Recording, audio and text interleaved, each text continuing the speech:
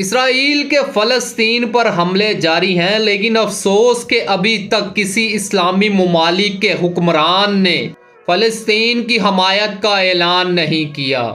Ronaldo, جو کہ پرتگال کے فٹ بال کے پلیئر ہیں، انہوں نے ہمیشہ اسرائیل کو منہ توڑ جواب دیا۔ پریس کانفرنس کرنے گئے تو ان کی پروڈکٹ کوک کی بوتل کو اٹھا کے سائیڈ پر رکھ دیا، جس سے کمپنی کو اربوں خربوں ڈالر کا نقصان ہوا۔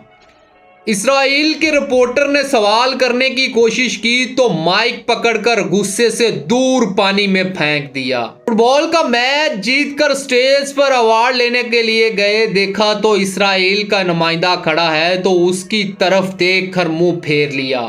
میچ جیت کر سٹیج پر میڈل لینے کے لیے گئے تو اسرائیل کے نمائندے کے ساتھ ہاتھ تک نہ ملایا۔ لیکن افسوس کہ 56 اسلامی کنٹریوں